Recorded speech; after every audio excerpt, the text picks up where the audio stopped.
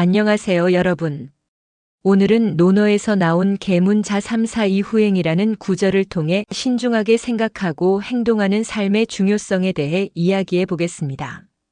이 구절은 계문자는 무슨 일을 하든 3번 곰곰이 생각한 후에야 행동했다는 뜻으로 우리가 일상 속에서 어떻게 신중하게 결정을 내리고 행동할지에 대한 중요한 교훈을 전해줍니다. 여러분, 일생에서 중요한 결정을 내리거나 큰 선택을 해야 할 때 어떻게 결정을 내리시나요? 혹시 급하게 결정을 내리거나 단기적인 감정에 휘둘려서 후회한 경험이 있지 않으신가요? 오늘은 계문자라는 인물의 3번 생각하는 습관을 통해 조급함을 버리고 신중하게 행동하는 법에 대해 이야기해 보겠습니다. 이 구절에서 말하는 계문자는 옛날 제나라의 명문가의 후손으로 그의 행동은 신중하고 깊이 있는 사유를 바탕으로 했다고 전해집니다. 그가 3번 생각한 후에 행동했다는 이야기는 그가 아무리 작은 일이라도 결정을 내리기 전에 충분히 고민하고 여러 면을 살펴본 뒤 행동했다는 뜻입니다. 우리는 일상에서 많은 결정을 내립니다. 하루에도 수많은 선택이 우리를 기다리고 있죠.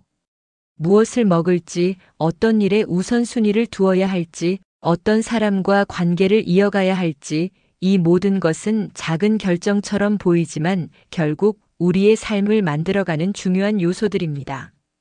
하지만 급하게 결정을 내리면 후회할 때가 많습니다. 우리는 종종 감정에 휘둘려서 단기적인 이익이나 감정에 의한 선택을 내리기도 합니다. 하지만 계문자는 항상 큰 결정을 내릴 때마다 3번 깊이 생각하고 자신의 행동이 가져올 결과를 충분히 고려했다고 합니다. 이는 단기적인 결과뿐만 아니라 장기적인 영향까지도 미리 예측하며 행동했다는 뜻입니다. 이제 계문자의 이야기를 실제 예화를 통해 더 쉽게 이해할 수 있게 한번 풀어보겠습니다. 옛날 한 마을에 2 친구가 있었습니다. 한 명은 희주였고 다른 한 명은 광재였습니다. 희주와 광재는 어릴 때부터 함께 자라면서 많은 일을 겪었고 어른이 된 후에도 좋은 친구로 지냈습니다. 어느 날 마을에 큰 기회가 찾아왔습니다. 마을에서 중요한 사업이 생겼고 그 사업에 참여하면 큰 이익을 얻을 수 있는 기회가 왔습니다. 사업의 장기적인 영향이나 정확한 계획은 알려져 있지 않았지만 그 사업에 참여할 수 있는 사람을 모집한다는 소식이 들려왔습니다. 많은 사람들이 빠르게 결정을 내리고 사업에 참여했지만 광재는 조금 달랐습니다. 광재는 이 사업이 단기적으로 큰 이익을 줄 것 같지만 장기적으로 위험할 수 있다는 생각이 들었습니다. 그래서 광재는 사업에 참여하기 전에 3가지 질문을 던졌습니다. 첫 번째, 이 사업이 마을에 미칠 긍정적인 영향은 무엇인가? 두 번째, 장기적인 부작용은 무엇일까? 세 번째, 이 사업에 참여했을 때 나와 마을에 어떤 변화가 있을까? 광재는 이 3가지 질문에 대한 답을 시간을 두고 차분히 생각하며 고민했습니다. 결국 광재는 사업에 참여하지 않기로 결정했고 그 대신 더 안전하고 지속 가능한 사업을 찾아 다른 일을 시작했습니다. 반면에 희주는 급하게 사업에 참여했지만 결과적으로 그 사업이 단기적인 이익을 추구하느라 마을에 큰 영향을 미쳤고 결국 그 사업은 실패로 끝났습니다. 희주는 급한 마음에 제대로 생각할 시간을 갖지 않았고 결과적으로 큰 실패를 맛보게 되었습니다. 우리가 현대 사회에서 결정을 내리는 방식도 비슷합니다. 소셜미디어나 인터넷에서는 빠른 정보와 빠른 결정이 강조되는 시대입니다. 급하게 결정을 내리기 쉬운 환경에서 우리는 즉각적인 반응을 보이기도 하지만 그 결정이 우리에게 어떤 영향을 미칠지 충분히 생각해 보지 않은 채 행동하는 경우가 많습니다. 그런데 계문자의 교훈은 이를 반성하게 만듭니다. 급하게 결정을 내리는 대신 3번 깊이 생각하고 그 결과를 미리 상상해 보는 것이 얼마나 중요한지를 일깨워 줍니다. 우리도 3번 생각하는 습관을 통해 더 신중하게, 더 지혜롭게 결정을 내릴 수 있습니다. 3번 생각하는 것은 자신의 목표와 가치관에 맞게 행동할 수 있도록 도와줍니다. 무엇을 할지 고민하는 것도 중요하지만 무엇을 하지 않을지 고민하는 것이 더 중요할 때도 많습니다. 불필요한 것을 배제하고 정확한 결정을 내리는 것이야말로 우리 인생을 더욱 행복하고 안정적으로 만들어줍니다. 오늘 우리는 논어의 구절 계문자는 3번 생각하고 행동했다는 교훈을 통해 신중하게 생각하는 법에 대해 이야기했습니다. 급하게 결정을 내리기보다는 충분히 생각하고 깊이 고민하는 습관을 들이면 우리 인생에 더 많은 성공과 만족을 가져올 수 있다는 것을 깨달을 수 있습니다.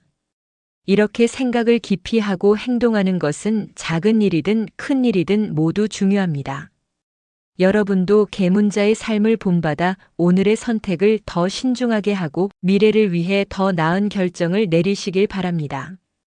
다음 영상에서 또 다른 고전의 교훈으로 찾아뵙겠습니다. 감사합니다. 안녕하세요, 여러분. 오늘은 명심보감에 나오는 구절 일일청 한일일선에 대해 이야기해 보려고 합니다. 이 구절은 단 하루라도 마음을 비우고 편안히 지낸다면 그 하루가 곧 신선이다라는 뜻으로 우리가 얼마나 마음을 비우고 편안하게 지내는지가 삶의 질을 얼마나 향상시킬 수 있는지에 대한 교훈을 줍니다. 여러분, 매일 바쁜 일상에 쫓기면서 마음이 피곤하고 지친 적이 많으시죠? 그렇다면 오늘 마음을 비우고 편안히 지내는 것이 얼마나 중요한지, 그리고 그것이 신선처럼 사는 법과 어떻게 연결되는지 함께 풀어보겠습니다. 이 교훈은 특별히 바쁜 일상 속에서 휴식의 중요성을 깨닫게 해줄 것입니다. 일일청 한일일선의 구절은 단순히 하루를 편안하게 보내는 것이 그 자체로 중요한 가치라는 것을 가르쳐 줍니다. 우리는 하루하루 살아가면서 많은 일에 시달리고 그 일들이 우리를 정신적으로, 육체적으로 지치게 만들기도 합니다. 그럼에도 불구하고 이 구절은 마음을 비우고 마음의 평화를 찾는 것이 가장 중요한 일이라는 것을 강조합니다. 우리는 보통 다양한 고민과 걱정 속에서 살아갑니다. 사업, 가정, 건강, 관계 등 여러 가지 문제들이 우리 마음을 차지하고 때로는 그로 인해 편안하게 쉬는 것도 어렵습니다. 그런데 이 구절은 바로 그 하루를 어떻게 보낼지에 대해 말하고 있습니다. 하루라도 마음을 비우고 마음속의 평화를 찾는 것, 그것이 바로 신선처럼 사는 삶이라는 것입니다.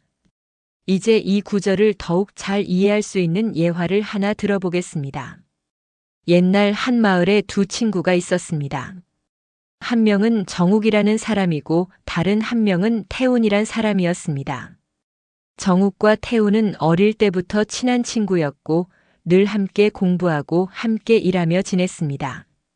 그런데 두 사람은 성격이 많이 달랐습니다. 정욱은 늘 열심히 일하는 사람이었고 마음이 늘 바쁘고 사람들을 도와주는 일에 집중하는 사람이었습니다. 그는 다른 사람들의 문제를 해결하고 마을을 위해 일하는 것에 항상 마음을 썼습니다. 그의 마음 속에는 항상 일과 책임이 가득 차 있었습니다. 그럼에도 불구하고 정욱은 늘 피곤하고 스트레스를 많이 받으며 살았습니다. 반면에 태훈은 마을에서 한 발 물러서서 생각하는 사람이었습니다.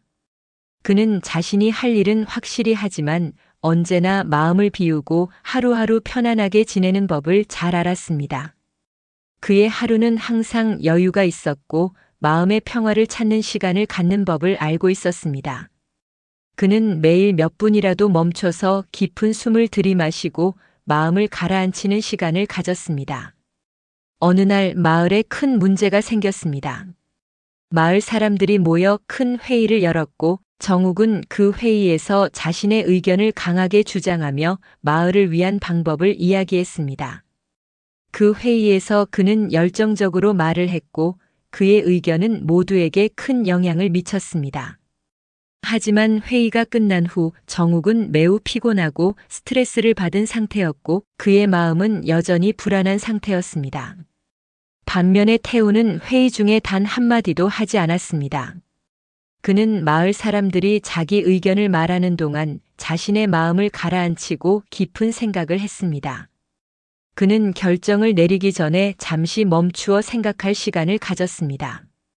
그리고 회의가 끝난 후 그의 마음은 편안하고 여유로웠습니다. 결국 정욱은 마음이 지쳐서 오래가지 못했고 마을 문제를 해결하는데 어려움을 겪었습니다.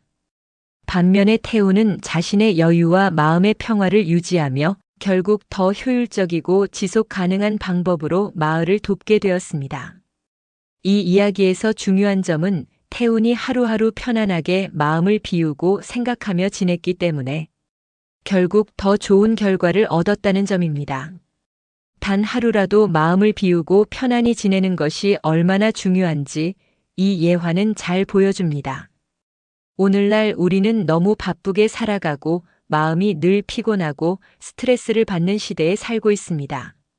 사회적 경쟁, 경제적 압박, 가정의 문제 등 우리의 일상은 끊임없이 바쁘고 머릿속이 복잡합니다. 하지만 이 구절은 우리가 하루만이라도 마음을 비우고 편안하게 지내는 것이 얼마나 중요한지 말해줍니다. 하루하루 바쁘게 살아가면서도 잠시 멈추고 마음의 평화를 찾는 것이야말로 우리가 잃어버린 중요한 부분입니다.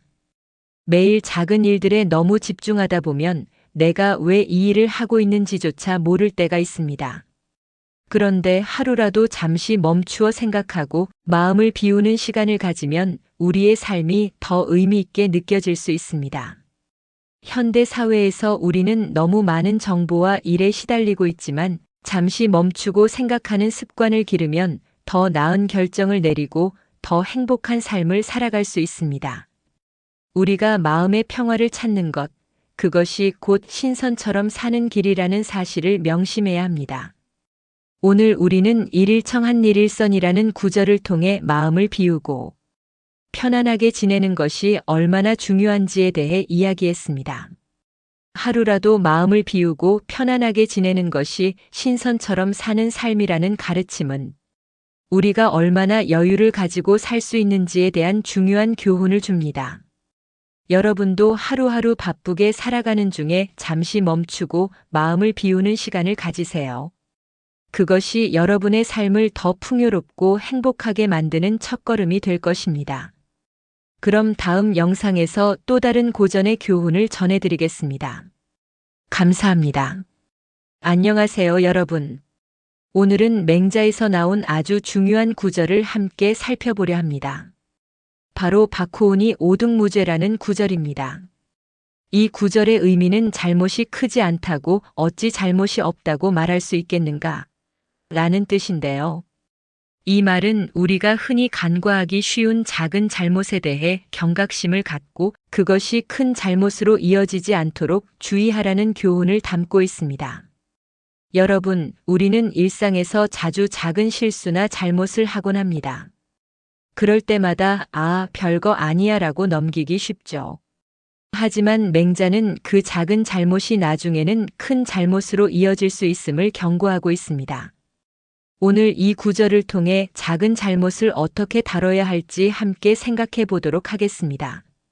맹자의 이 구절은 작은 잘못이라 하더라도 그것을 간과해서는 안 된다는 중요한 교훈을 담고 있습니다. 우리는 흔히 작은 잘못을 무시하고 넘어가려고 할 때가 많습니다. 예를 들어 자잘한 거짓말, 작은 약속의 어김, 간단한 규칙 위반 등을 그저 지나가는 일처럼 대하는 경향이 있죠. 하지만 맹자는 이렇게 말합니다. 작은 잘못이라 하더라도 그 잘못을 잘못이라고 인정하지 않으면 그것은 결국 큰 잘못으로 이어질 수 있다. 작은 잘못이라 할지라도 그것이 쌓이면 결국 큰 잘못이 될 수 있다는 경고인 것입니다. 우리는 작은 실수들이 큰 문제로 이어지는 과정을 자주 목격합니다. 한 번의 작은 거짓말이 결국 큰 불신과 갈등을 불러일으키는 경우를 많이 봅니다. 그래서 작은 잘못이라도 인정하고 교훈을 얻는 것이 중요합니다. 맹자가 이 구절을 통해 강조한 점은 작은 잘못이 결국 큰 잘못으로 커질 수 있다는 점입니다. 우리가 작은 잘못을 감추고 넘어가려 할 때 그것은 우리의 품성과 삶에 영향을 미치고 결국 더 큰 잘못을 낳을 수 있다는 것입니다. 이제 이 교훈을 잘 이해할 수 있도록 하나의 예화를 들어보겠습니다. 지방의 한 마을에 두 친구가 있었습니다. 한 명은 정호였고 다른 한 명은 태운이었습니다. 두 사람은 어려서부터 친한 친구였고 항상 서로를 도우며 지냈습니다. 그런데 어느 날 마을에 중요한 일이 생겼습니다. 마을에 큰 재산을 관리하는 일이 있었고 이를 맡게 될 사람을 선발하기 위해 마을 사람들이 모여 회의를 했습니다. 이 중요한 일이 정우와 태훈의 손에 맡겨지게 되었죠. 정우와 태훈은 이 일을 맡기 전 자신들이 얼마나 잘할 수 있을지에 대해 고민하고 서로의 장점과 단점을 살펴보았습니다. 정우는 태훈에게 말했습니다. 우리는 이 일을 잘 처리할 수 있어. 내가 생각하기엔 아무리 작은 실수라도 괜찮아. 우리가 일 처리를 잘하면 결국 모든 일이 잘 될 거야. 그렇게 작은 실수를 해도 괜찮다고 생각한 정우는 단순히 일을 빨리 끝내고 싶어서 상대방과의 약속을 조금씩 어기면서 일을 진행하기 시작했습니다. 예를 들어 마을 사람들에게 작은 거짓말을 하거나 일정을 무리하게 맞추려 했습니다. 하지만 태우는 다른 생각을 했습니다. 그는 작은 잘못이라도 결국 큰 문제가 될 수 있다고 생각하며 상세히 계획하고 철저히 실수하지 않도록 노력했습니다. 태우는 작은 약속도 소중히 여기고 상대방과의 약속을 철저히 지켰습니다. 결국 정호는 작은 실수를 무시하며 일을 서두른 끝에 그가 생각했던 것보다 더 큰 실수들을 일으키게 되었습니다. 반면 태우는 철저히 신경 써서 일을 처리했고 그 일은 마을에서 높은 평가를 받았습니다. 이 예화에서 정호의 작은 잘못들이 결국 큰 문제로 이어졌고 태우는 작은 잘못을 미리 방지한 덕분에 일을 성공적으로 마칠 수 있었습니다. 여기서 중요한 점은 작은 잘못이라도 그 잘못을 인정하고 바르게 처리하는 것이 얼마나 중요한지를 보여준다는 것입니다. 이 교훈은 오늘날에도 여전히 중요합니다. 우리는 현대 사회에서 자주 작은 실수나 잘못을 무시하고 넘기는 경향이 있습니다. 예를 들어 직장에서 작은 실수를 덮어두거나 사회적 관계에서 사소한 약속을 어기거나 규칙을 가볍게 여기는 경우가 많습니다. 하지만 맹자의 교훈을 떠올려 봅시다. 작은 잘못이라도 그것을 간과해서는 안 된다는 점을 잊지 말아야 합니다. 작은 실수들을 무시하고 지나가면 그것은 언젠가 큰 문제로 돌아올 수 있습니다. 우리는 작은 잘못을 인정하고 바로잡을 때 그것이 큰 문제로 이어지지 않도록 예방하는 방법이 됩니다. 예를 들어 직장에서 작은 실수를 반복하거나 사소한 거짓말을 하며 관계를 형성하면 결국 그 신뢰를 잃고 큰 갈등을 겪게 될 수 있습니다. 우리가 작은 잘못을 미리 예방하고 바로잡는 것이 대인 관계에서 신뢰를 쌓고 일에서의 성공을 이루는 지름길입니다. 오늘 우리는 맹자의 구절 작은 잘못이라 하더라도 그것을 무시하면 큰 잘못으로 이어질 수 있다는 교훈을 함께 생각해 봤습니다. 작은 잘못을 무시하고 넘어가지 말고 그것을 바로잡는 것이 우리가 더 나은 삶을 살 수 있는 방법입니다. 작은 실수라도 소홀히 하지 않고 그 교훈을 배우는 것이 결국 큰 성공과 행복으로 이어질 것입니다. 여러분도 작은 잘못에 대해 신경 쓰며 그것을 바로잡는 습관을 길러보세요. 그것이 여러분을 더 나은 사람으로 만들어줄 것입니다. 그럼 다음 영상에서 또 다른 고전의 교훈을 전해드리겠습니다. 감사합니다. 안녕하세요, 여러분. 오늘은 목민심서에 나오는 구절고 자고일의 범지심지사 무불이여 미운 이탐위계에 대해 이야기해 보려고 합니다. 이 구절은 옛날부터 지혜가 깊은 선비는 청렴을 교훈으로 삼고 탐욕을 경계하지 않은 사람이 없었다는 뜻입니다. 이 말은 청렴과 탐욕에 대한 경계를 전하는 중요한 교훈을 담고 있습니다. 우리가 살아가면서 종종 욕망에 휘둘릴 때가 많습니다. 탐욕은 때로는 무의식 중에 우리를 지배하기도 하죠. 이 교훈은 옛 선비들이 지키고자 했던 가치가 청렴함과 탐욕을 경계하는 마음이었다는 것을 알려줍니다. 우리가 지금도 따라야 할 중요한 삶의 가치입니다.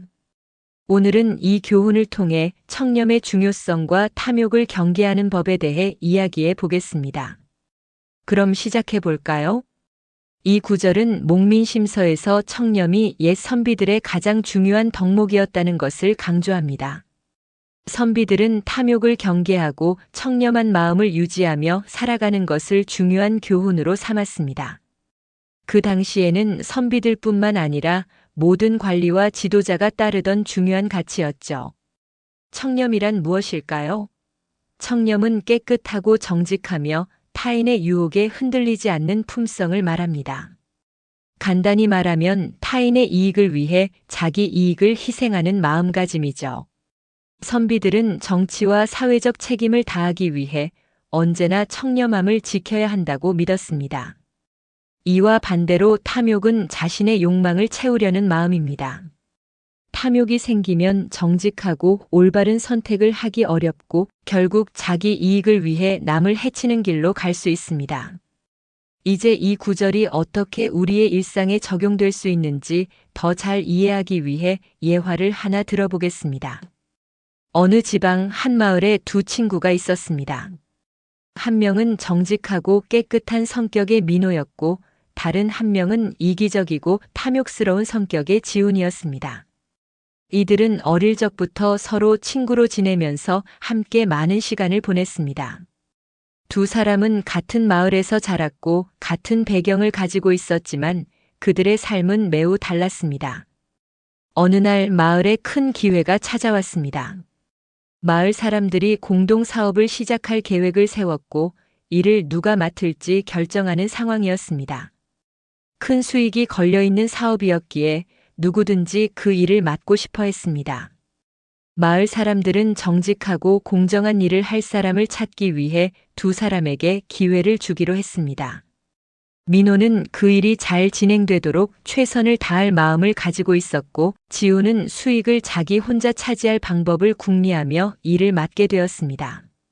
민호는 일에 참여하기 전에 먼저 사람들에게 정확한 정보를 제공하고 모든 것을 투명하게 처리하려 했습니다.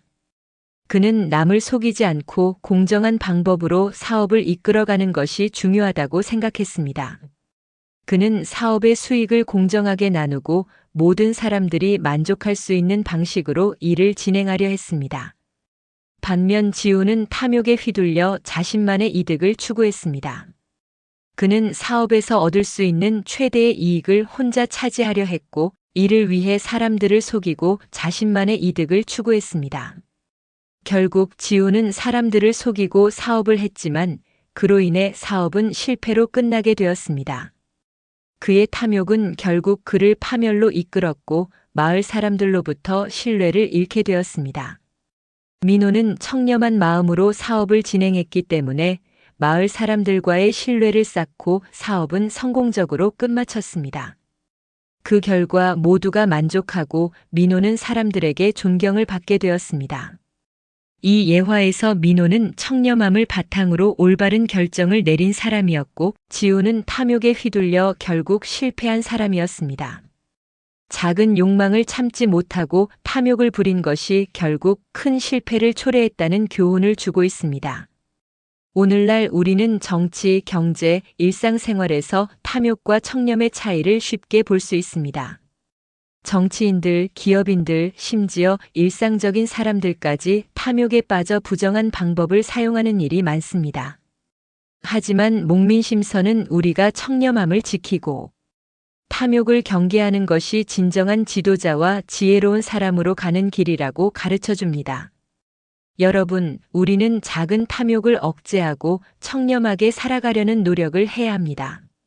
매일의 일상에서 자신의 이익을 위해 남을 해치지 않도록 자신의 선택이 올바른지 늘 점검하고 청렴함을 잃지 않으려고 노력해야 합니다. 때로는 작은 탐욕을 이겨내지 못할 때가 있지만 그때마다 청렴의 가치를 되새기며 올바른 길을 걸어가야 합니다.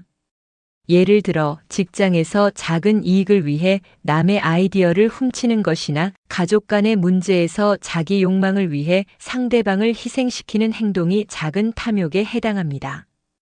이런 작은 행동들이 결국 큰 갈등과 불신으로 이어진다는 점을 우리는 명심해야 합니다. 오늘 우리는 목민심서의 구절을 통해 청렴의 중요성과 탐욕을 경계하는 것에 대해 이야기했습니다. 옛날 선비들은 청렴을 교훈으로 삼고 탐욕을 경계하며 살아갔습니다. 이는 오늘날 우리에게도 큰 교훈이 됩니다. 작은 탐욕을 참지 못하면 결국 큰 문제로 번지기 때문에 청렴함을 잃지 않고 살아가는 것이 중요하다는 점을 다시 한번 되새겨 봅니다. 여러분도 매일의 삶에서 청렴한 마음을 갖고 탐욕을 경계하며 살아가는 것이 성공과 행복으로 가는 길임을 기억하시기 바랍니다. 그럼 다음 영상에서 또 다른 고전의 교훈을 함께 나누겠습니다. 감사합니다. 안녕하세요, 여러분. 옛글 속 인생 수업에 오신 것을 진심으로 환영합니다. 오늘은 공자의 가르침 중에서도 특별한 덕목을 가진 인물, 바로 태백에 대해 이야기해 보려 합니다. 태백이라는 이름을 들으면 떠오르는 이미지는 어떤가요? 많은 사람들은 그를 위대한 왕, 뛰어난 리더로 기억할 것입니다. 하지만 그가 가진 진정한 가치는 왕위에 대한 욕심 없이 백성들을 위해 3번이나 왕위를 양보했다는 점에 있습니다. 오늘은 이 이야기를 통해 지극한 덕이 무엇인지, 그것이 우리에게 주는 교훈은 무엇인지를 함께 알아보겠습니다. 먼저 태백의 이야기를 좀 더 깊이 살펴보겠습니다. 태백은 지극한 덕을 지닌 인물로 3번이나 천하를 통치할 수 있는 기회를 양보한 사람입니다. 그가 왕위의 자리에 있지 않더라도 그의 이름은 오랫동안 사람들의 입에 오르내리게 되었습니다. 그는 자신이 아닌 다른 이들에게 왕위를 넘겨주며 진정한 덕의 의미를 실천했습니다. 이 구절에서 3번이나 천하를 양보했다는 말은 그가 얼마나 위대한 인물이었는지를 강조합니다. 당시 사람들에게 왕위는 단순한 권력의 상징이 아니었습니다. 그것은 많은 책임과 고난을 함께 지는 일이었죠. 그런데 태백은 그것을 자신에게 주어지지 않도록 3번이나 다른 이에게 양보했습니다. 하지만 태백이 왕위를 양보한 이유는 무엇일까요? 그 이유는 바로 덕입니다. 덕이라는 것은 단순히 남에게 좋은 일을 한다는 의미 이상입니다. 덕은 자기 자신을 채우고 그로 인해 다른 사람들에게 긍정적인 영향을 미치는 능력입니다. 태백은 왕위에 대한 욕망을 버리고 오히려 백성들의 행복과 평화를 더 중요하게 생각했습니다. 그는 권력보다는 사람들의 행복을 우선시하며 그 덕으로 사람들에게 존경을 받았습니다.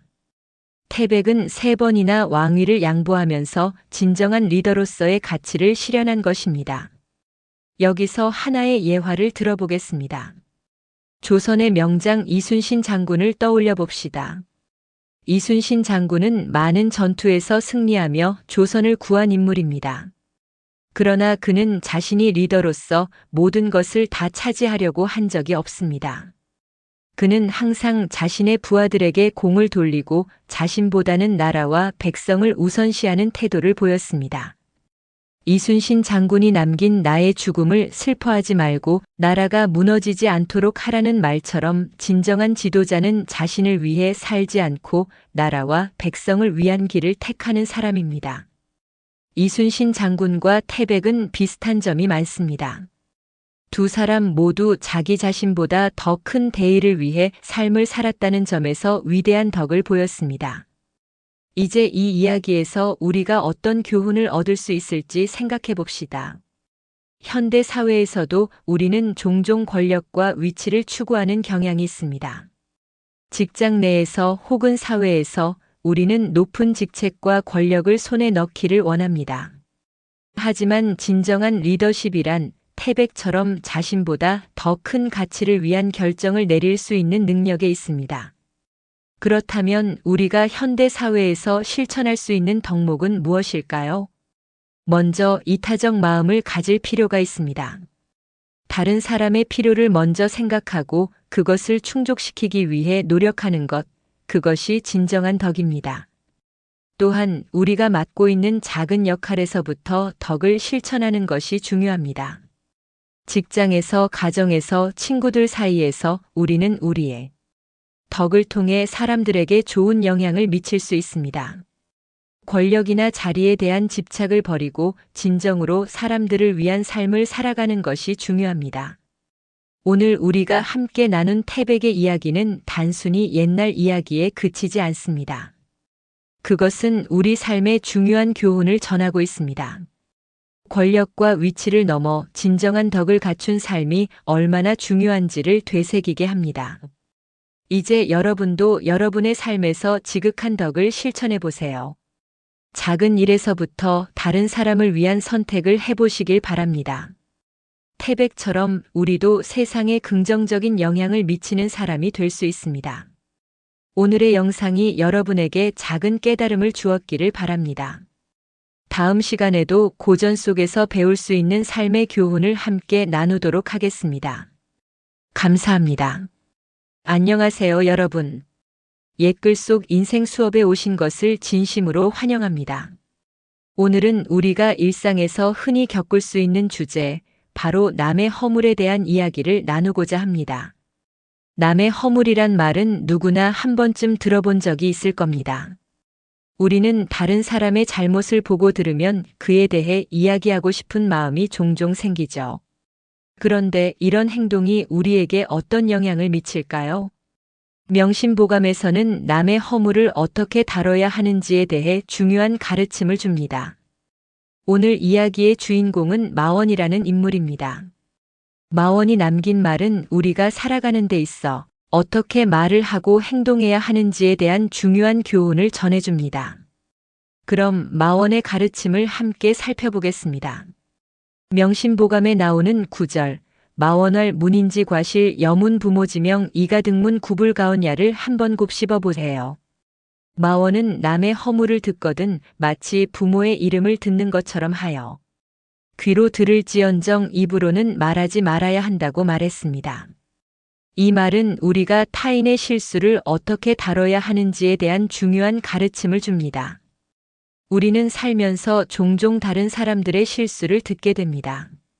그런데 그 실수를 다른 사람에게 이야기하고 싶어지는 순간이 많습니다. 하지만 마원은 이렇게 말합니다. 그것을 부모님의 이름처럼 여겨라. 부모님의 이름을 함부로 입에 담는 것이 얼마나 무례하고 부정적인 영향을 미치는지 생각해 보세요. 그렇다면 남의 허물도 그렇게 함부로 말하지 말아야 한다는 뜻입니다. 여기서 중요한 점은 남의 허물에 대한 존중입니다. 우리는 다른 사람들의 잘못을 보고 그에 대해 비판하거나 지적하는 것이 일상적입니다. 그러나 마원은 단순히 말하지 말라는 차원을 넘어서 남의 허물을 존중하라는 깊은 교훈을 전하고 있습니다. 다른 사람의 실수나 잘못은 그 사람의 일이며 우리는 그것에 대해 지나치게 입을 벌려서는 안 됩니다. 예를 들어 우리가 친구나 동료의 실수를 알게 되었을 때 그 사실을 다른 사람에게 이야기하는 것은 어떻게 보면 그 사람의 인격을 존중하지 않는 행동일 수 있습니다. 마원은 우리가 상대방의 잘못을 내가 알게 된 사실로 다루지 말고 그 사람의 개인적인 영역으로 존중하라는 메시지를 전달하고 있습니다. 여기서 한 가지 예를 들어보겠습니다. 예전에 제가 친구와 함께 저녁을 먹으러 갔을 때 한 친구가 실수로 음식을 엎었습니다. 그 일이 조금 민망했던지 친구는 금세 얼굴이 빨개졌고 우리는 그 친구의 실수를 돕기보다는 순간적으로 웃음을 터뜨리게 되었죠. 그리고 웃으면서 그 친구의 실수를 다른 사람에게 이야기했어요. 하지만 그 후에는 그 친구가 조금 어색해했고 나중에 내가 그 친구에게 실수에 대해 말을 꺼냈을 때 그 친구는 조금 불편해 보였습니다. 그때 저는 그 친구의 기분을 고려하지 않고 단순히 재미있는 일처럼 이야기를 꺼낸 것에 대해 후회했죠. 마원이라면 그 실수에 대해 그렇게 말을 하지 말고 그 상황을 그냥 흘려보냈을 거라고 생각합니다. 이처럼 남의 실수를 이야기할 때는 그 사람의 입장을 먼저 생각해야 합니다. 그 실수로 인해 상대방이 불편할 수 있음을 인식하고 함부로 입을 열지 않는 것이 중요하다는 교훈을 얻을 수 있죠. 그렇다면 우리는 현대 사회에서 마원의 가르침을 어떻게 적용할 수 있을까요? 우리는 종종 사회적 미디어나 대화 속에서 타인의 실수를 이야기하는 경우가 많습니다. 그런데 이것이 항상 바람직한 것은 아닙니다. 마원은 입으로는 말하지 말라고 했습니다.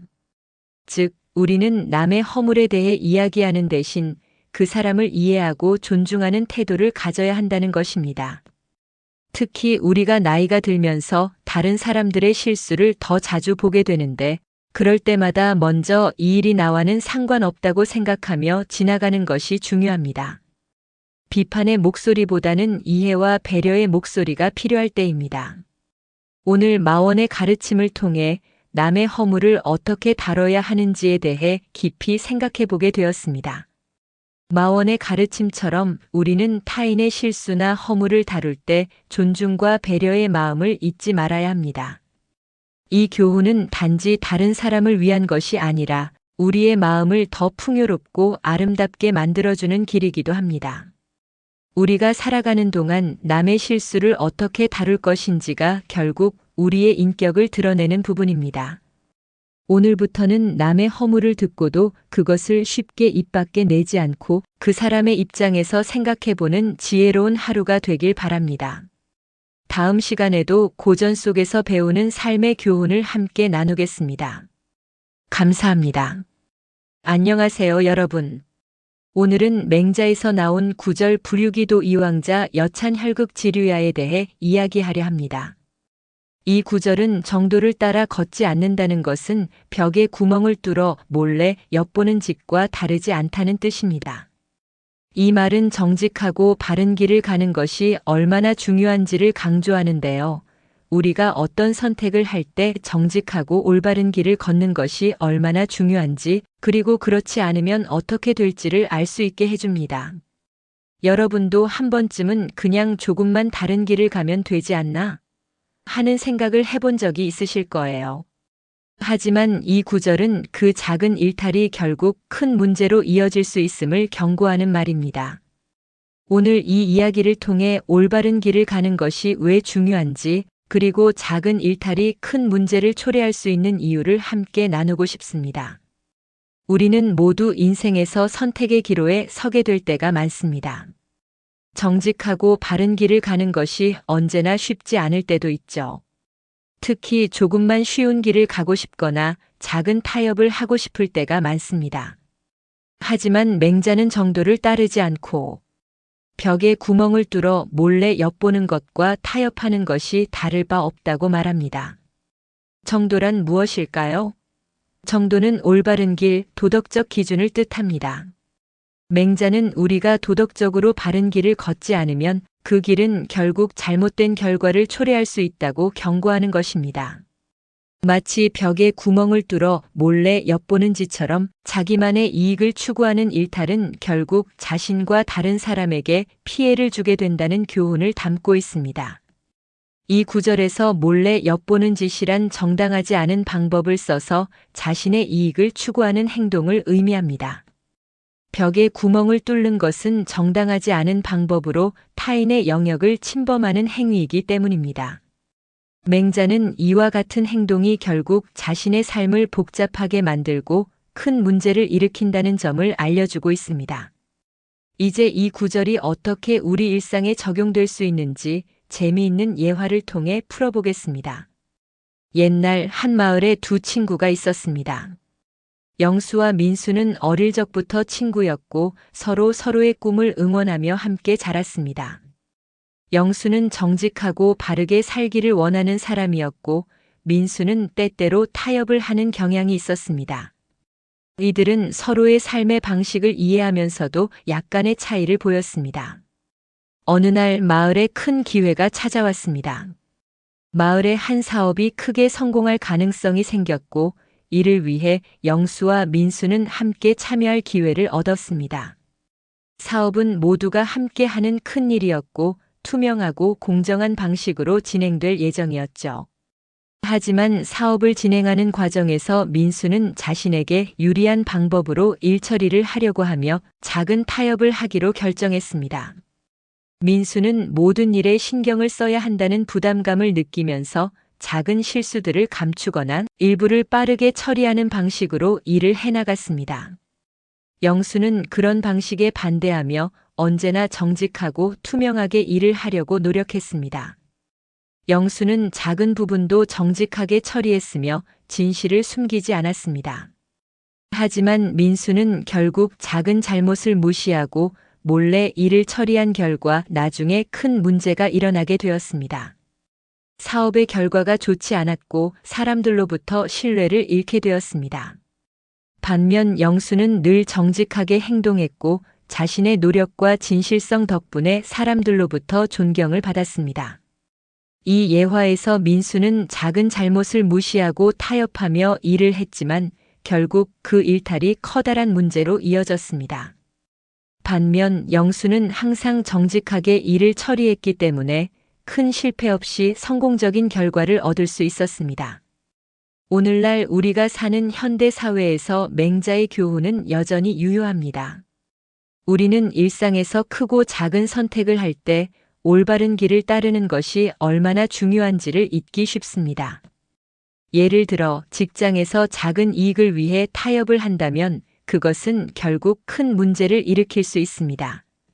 때로는 가족 간의 문제에서도 작은 타협을 하려고 할 때 그 타협이 나중에 큰 갈등으로 발전할 수 있습니다. 정도를 따라 걷지 않는 것은 단기적으로는 이득을 볼 수도 있지만 장기적으로는 더 큰 문제를 불러일으킨다는 점을 우리는 늘 명심해야 합니다. 작은 잘못을 그냥 지나치거나 비도덕적인 방법을 사용해서 얻는 것은 결국 내 인생에 큰 부담을 주는 결과를 초래합니다. 오늘 맹자의 구절 정도를 따라 걷지 않는 것은 벽에 구멍을 뚫어 몰래 엿보는 짓과 다르지 않다를 통해 작은 일탈이 어떻게 큰 문제로 이어질 수 있는지에 대해 이야기했습니다. 정직하고 바른 길을 가는 것이 중요하며 작은 잘못이라도 간과하지 말고 바로잡아야 한다는 교훈을 다시 한번 되새겨 보았습니다. 여러분도 매일의 선택에서 올바른 길을 가려고 노력하시기 바랍니다. 작은 일탈이 결국 큰 문제로 이어질 수 있음을 기억하고 정직하게 살아가는 것이 가장 중요한 길임을 명심하세요. 그럼 다음 영상에서 또 다른 고전의 교훈을 전해드리겠습니다. 감사합니다. 안녕하세요, 여러분. 오늘도 옛글 속 인생 수업에 오신 것을 진심으로 환영합니다. 우리가 살아가는 이 세상에는 수많은 교훈이 숨어 있습니다. 그 중에서도 고전 속 교훈들은 오랜 세월을 지나 우리에게 여전히 큰 영향을 미칩니다. 오늘의 주제는 당서에 나오는 구절인 능서불택필입니다. 이 구절의 뜻은 글씨를 잘 쓰는 사람은 붓을 가리지 않는다입니다. 이 말은 단순히 글씨를 잘 쓰는 사람에 대한 이야기일까요? 아니면 더 깊은 뜻이 숨어 있을까요? 오늘은 이 구절을 통해 우리가 어떻게 삶의 선택을 잘할 수 있는지에 대해 함께 고민해 보겠습니다. 능서불택필이라는 말에서 핵심은 바로 붓을 가리지 않는다는 점입니다. 이는 글씨를 잘 쓰는 사람은 어떤 붓을 사용하더라도 자신의 능력을 발휘할 수 있다는 뜻입니다. 즉, 도구나 환경에 너무 의존하지 않고 자신의 능력을 끌어낼 수 있는 사람이 진정한 실력자라는 메시지를 전달하고 있습니다. 우리가 일상에서 자주 겪는 상황을 생각해 보면 이 말의 의미를 쉽게 이해할 수 있습니다. 예를 들어 요즘에는 좋은 스마트폰이나 카메라가 있어야 멋진 사진을 찍을 수 있다는 생각을 하는 사람들이 많습니다. 하지만 진정한 사진작가는 고급 장비가 없어도 주어진 환경에서 멋진 사진을 찍어낼 수 있습니다. 마찬가지로 글을 잘 쓰는 사람은 어떤 도구를 쓰든 상관없이 그 사람만의 개성과 실력을 발휘할 수 있습니다. 이제 이 구절을 더 잘 이해할 수 있도록 한 가지 예화를 소개하겠습니다. 오래된 이야기를 하나 들려드릴게요. 옛날 한 작은 마을에 유명한 서예가가 살고 있었습니다. 이 서예가는 마을 사람들 사이에서 그의 글씨체와 작품으로 잘 알려져 있었죠. 어느 날 한 젊은이가 그를 찾아와 말했습니다. 선생님, 저도 당신처럼 멋진 글씨를 쓰고 싶습니다. 그러나 제 붓이 너무 오래되어 글씨를 쓸 때마다 잘 되지 않아요. 어떻게 해야 할까요? 서예가는 잠시 생각한 후 젊은이에게 붓을 건넸습니다. 이 붓을 사용해 보거라. 내가 말한 대로 낡고 오래된 붓이다. 하지만 글씨를 쓰는 것은 붓에 달린 문제가 아니다. 진정 중요한 것은 내가 그 글씨에 어떤 마음을 담느냐에 있다. 그 젊은이는 그 말을 듣고 붓을 잡아 글을 써보았습니다. 처음에는 실수도 많고 잘 쓰지 못했지만 서서히 글씨가 아름다워지기 시작했습니다. 그는 결국 멋진 글씨를 써낼 수 있었고 그 후로도 오랫동안 그의 글씨를 칭송받았습니다. 이 이야기는 우리가 흔히 빠지기 쉬운 함정에 대해 말해줍니다. 우리는 때로 이 도구가 없으면 내가 원하는 성과를 낼 수 없다고 생각하며 환경에 지나치게 의존하게 됩니다. 하지만 진정한 실력자는 도구가 무엇이든 자신이 가진 능력을 잘 활용하여 원하는 결과를 얻어냅니다. 이 구절이 오늘날에도 여전히 중요한 이유는 우리가 살고 있는 시대가 얼마나 빠르게 변화하는지와 관련이 있습니다. 요즘은 기술이 발전하면서 많은 사람들이 최신 도구와 장비를 찾고 그 장비가 없으면 더 이상 일을 할 수 없다고 생각하는 경우가 많습니다. 예를 들어 스마트폰이나 컴퓨터, 최신 소프트웨어를 사용하지 않으면 생산성이 떨어질 것이라고 생각하는 사람들이 많죠. 하지만 우리는 여기서 중요한 점을 놓치고 있습니다. 도구나 환경은 물론 중요하지만 진정으로 중요한 것은 그것을 어떻게 활용하느냐입니다. 고전 속에서 전해지는 교훈은 오늘날에도 여전히 유효합니다. 능력 있는 사람은 어떤 도구나 환경에서도 자신의 실력을 발휘할 수 있습니다. 우리는 종종 최신 도구를 사용해야 한다거나 주어진 환경이 나쁘기 때문에 성공할 수 없다는 생각에 빠지기 쉽습니다.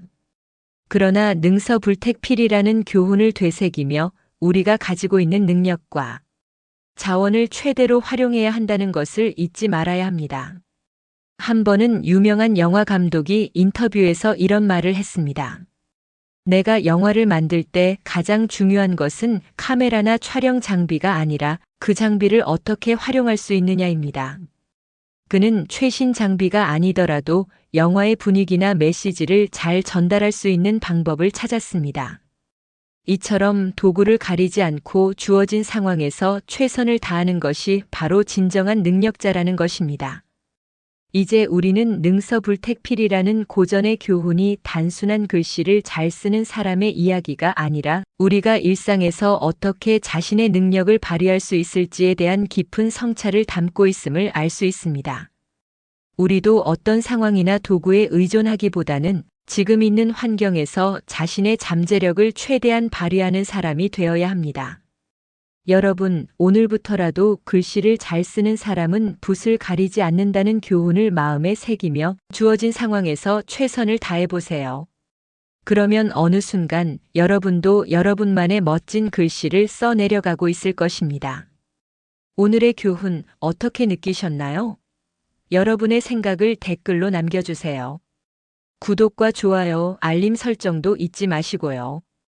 그럼 다음 시간에 또 만나요. 안녕하세요, 여러분. 오늘도 옛글 속 인생 수업에 오신 것을 진심으로 환영합니다. 우리는 살아가면서 많은 경쟁과 싸움을 경험하게 됩니다. 때로는 직장에서, 때로는 친구들 사이에서, 또는 인터넷상에서도 싸움이 일어날 수 있죠. 그런데 고전을 통해 보면 싸움에 대한 태도와 관점이 달랐다는 걸 알 수 있습니다. 오늘 우리가 다룰 주제는 논어에 나오는 구절인 기쟁야군자입니다. 이 구절의 뜻은 그 싸움도 군자답다고 할 수 있다라는 의미인데요. 이 말은 단순히 싸움을 두고 한 말일까요? 아니면 우리가 살아가는 데 있어 싸움을 어떻게 이해하고 받아들여야 할지에 대한 깊은 교훈이 숨어 있는 말일까요? 오늘은 이 구절을 바탕으로 싸움이라는 주제를 어떻게 더 성숙하게 바라볼 수 있을지에 대해 함께 고민해 보겠습니다. 기쟁야군자라는 구절을 풀어보면 싸움도 군자답게 해야 한다는 뜻입니다. 이 말은 싸움을 단순히 무턱대고 감정적으로 하는 것이 아니라 군자다운 방식으로 싸워야 한다는 교훈을 담고 있습니다. 군자는 승리만을 목표로 하지 않고 상대방을 해치지 않으면서도 원칙과 법칙을 지키는 방식으로 싸우는 사람을 의미합니다. 우리는 흔히 싸움을 할 때 감정적으로 격앙되거나 상대를 비방하고 욕설을 퍼붓는 경우가 많습니다. 그러나 이런 싸움은 결국 아무런 결실을 맺지 못합니다. 오히려 상대방을 더 자극하고 갈등을 더 악화시키는 결과를 초래할 뿐입니다. 여기서 중요한 점은 싸움의 본질을 이해하는 것입니다.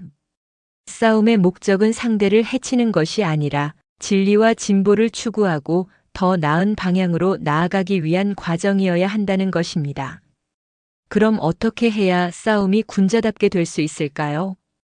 이 이야기는 조선시대에 있었던 유명한 사건입니다.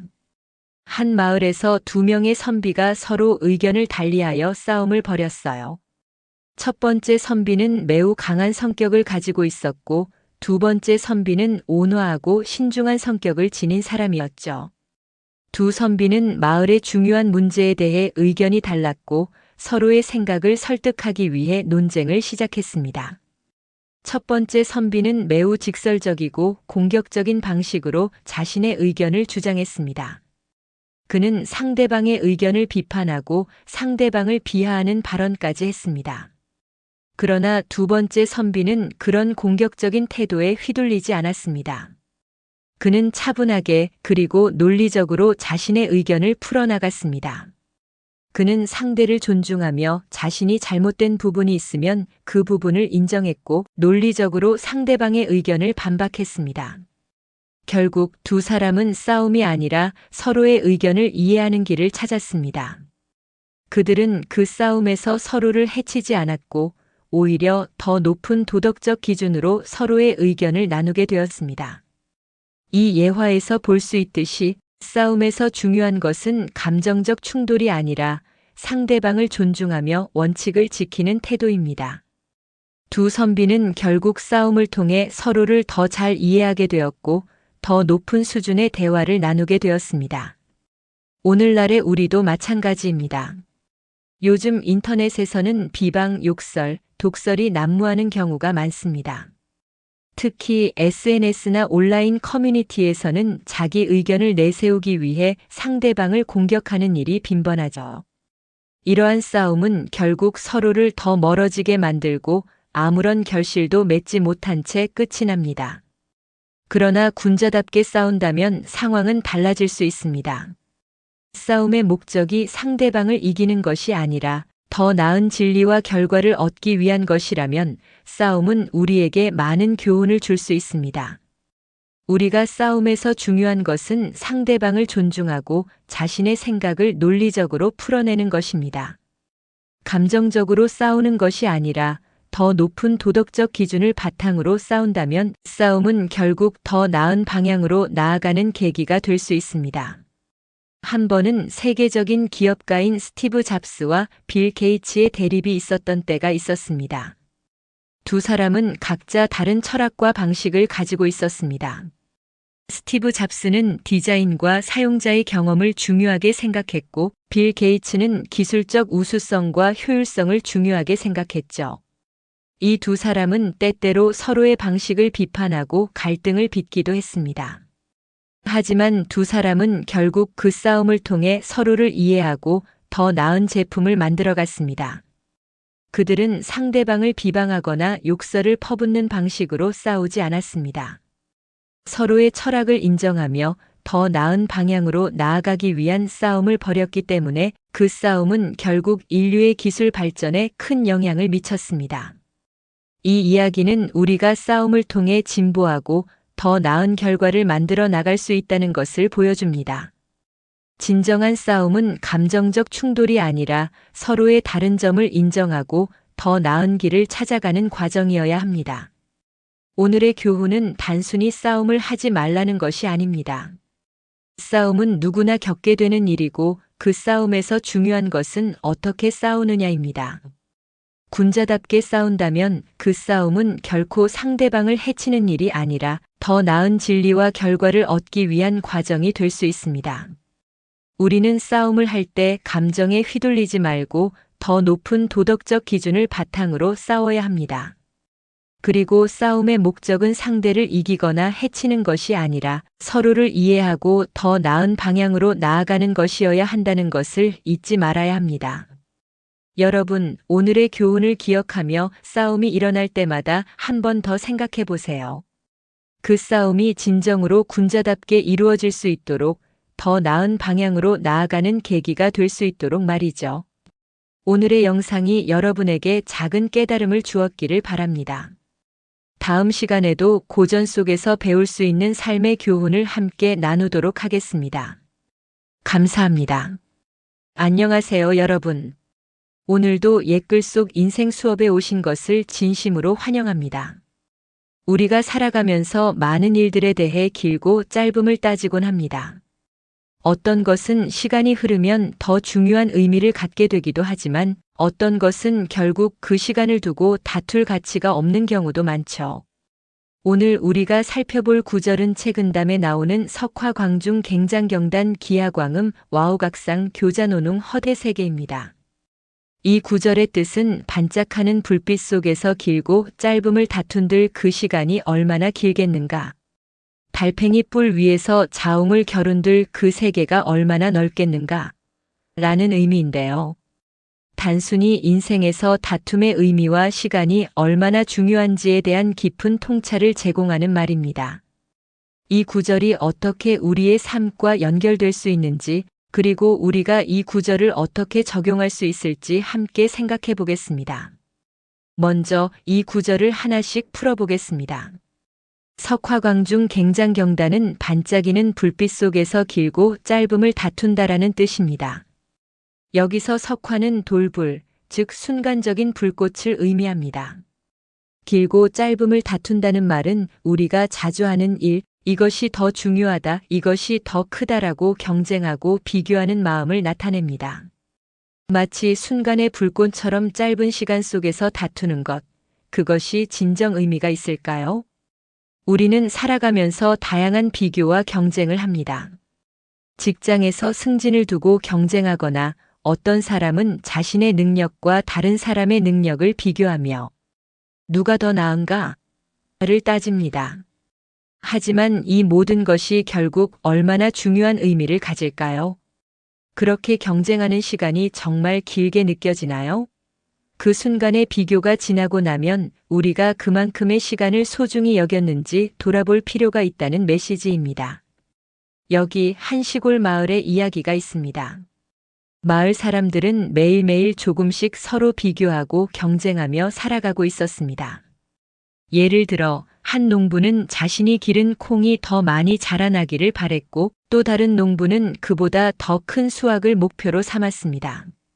그들은 매일 아침 저녁 누가 더 많은 일을 했는지 더 큰 수확을 얻었는지 다투며 시간을 보냈습니다. 그러던 어느 날 한 노인이 마을을 지나가며 그들의 모습을 보고 말했습니다.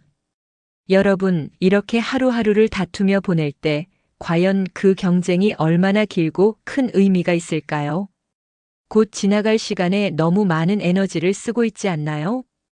왜 차라리 여러분이 가진 것을 즐기지 않고 더 평화롭고 깊이 있는 삶을 추구하지 않습니까? 그 말에 많은 사람들이 놀랐습니다.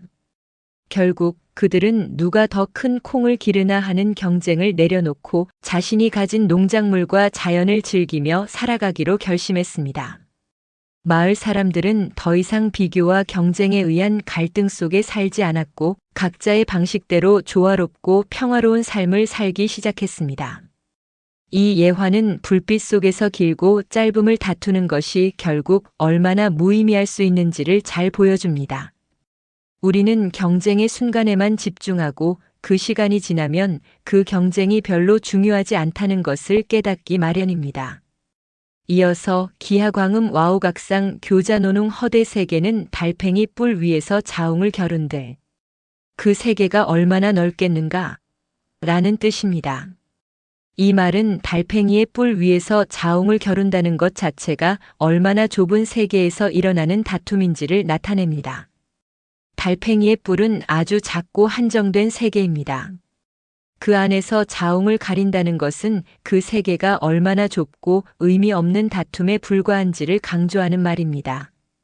우리가 살아가는 이 세상에서 어떤 사람은 자꾸만 작은 일들에 대해 다투고 좁은 시각으로 세상을 바라봅니다. 예를 들어 일상의 작은 차이점, 개인적인 감정, 그리고 그 사람의 시각에 갇혀 있는 사람들이 많습니다. 하지만 우리가 더 넓은 시각과 큰 그림을 보지 못하면 결국 그 작은 다툼은 시간이 지나면 아무 의미도 없다는 사실을 깨닫게 됩니다. 이 이야기는 고대 그리스 철학자 소크라테스와 그의 제자들의 이야기입니다. 소크라테스는 항상 사람들에게 큰 그림을 보고 넓은 마음으로 세상을 바라보라고 가르쳤습니다. 어느 날 그의 제자들이 소소한 문제를 가지고 다투고 있었어요. 이것이 더 옳은 의견인가 아니면 저것이 더 옳은가? 라고 말하며 열띤 토론을 벌였죠. 소크라테스는 제자들에게 이렇게 말했습니다. 여러분, 지금 이 작은 문제를 두고 다투고 있는 것이 정말 중요한가요? 이 세상에 많은 진리와 지혜가 우리를 기다리고 있습니다. 여러분이 작은 문제에 갇혀 있으면 넓은 세상에서 진리와 지혜를 발견하는데 시간이 걸릴 것입니다. 그들은 소크라테스의 말을 듣고 그 다툼을 그만두었습니다. 그리고 더 큰 세계와 진리를 추구하는 길로 나아갔습니다. 이 이야기에서 소크라테스는 작은 다툼에 갇히지 않고 더 큰 세상을 바라보는 자세를 제자들에게 가르쳐 주었습니다. 석화광중 갱장경단 기하광음 와우각상 교자노농 허대세계 이 구절은 우리에게 작은 다툼에 매몰되지 말고 더 넓은 시각으로 세상을 바라보라는 교훈을 주고 있습니다. 우리는 살아가면서 여러 경쟁과 다툼을 겪게 되지만 그 순간에만 집착하기보다는 더 넓은 세계를 보고 큰 목표를 향해 나아가야 합니다. 여러분도 자신이 가진 것과 시간을 더 의미 있게 사용할 수 있는 방법을 찾아보세요. 그리고 비교와 경쟁의 함정에서 벗어나 진정한 평화와 성장을 위한 길을 걸어가시길 바랍니다. 오늘의 교훈 어떻게 느끼셨나요? 여러분의 생각을 댓글로 남겨주세요. 구독과 좋아요, 알림 설정도 잊지 마시고요. 그럼 다음 시간에 또 만나요.